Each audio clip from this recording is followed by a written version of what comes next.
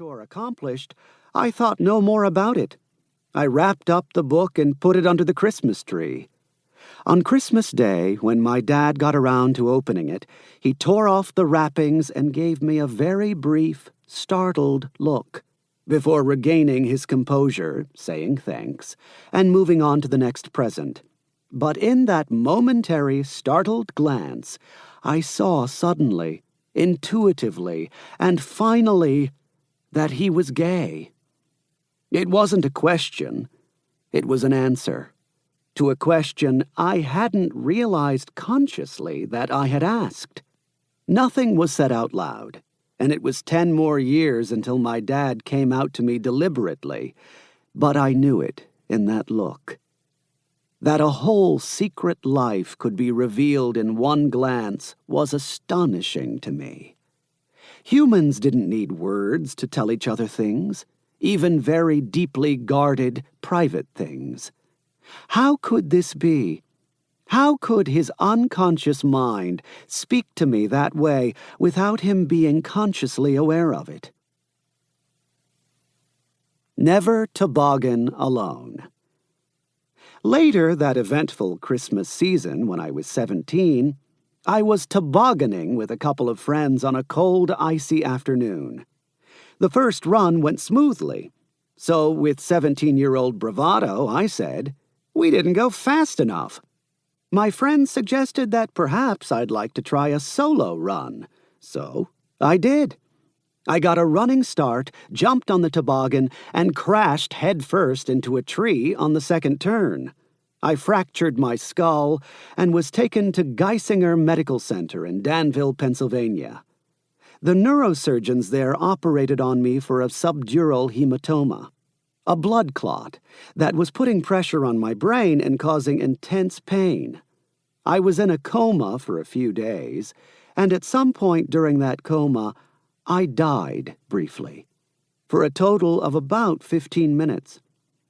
I came back to life, woke up, and asked the nurse, "Where am I?"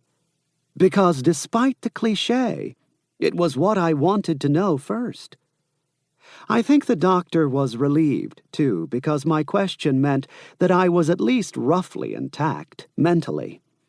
As it turned out, I was alive, yes, but not everything was normal. Over the next several weeks, I noticed that something odd had happened to my mental processes. The world, or at least the people in it, had become distant and strange for me. I couldn't figure out affect, intent, in other people. Their words seemed hollow. I couldn't tell what they were thinking or feeling. I knew I should be able to tell what was going on with other people, but I couldn't. Everyone around me seemed like automatons, robots, without the affect I was used to before the accident. Something in me had switched off, and I had no idea what.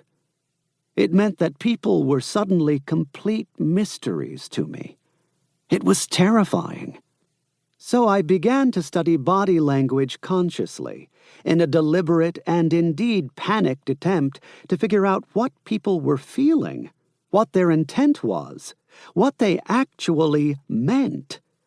I focused obsessively on gesture, facial expressions, posture, the ways people revealed tension in their arms and shoulders, the way they moved closer or further away from each other, their smiles and frowns, everything in short that I could see that might tell me something about what they were feeling. Then, after a couple of months of agonized and largely unsuccessful efforts to read people, efforts that were making me more and more anxious and depressed, something switched on again. The part of my brain that read other people effortlessly, more or less, switched back on as mysteriously as it had switched off. But the whole experience awakened in me a lifelong interest in body language, gesture, and the conscious effort to understand what other people took for granted, happy to pick up emotion and intent, for the most part unconsciously. Over the years, I've continued to study unconscious human behavior, to try to understand...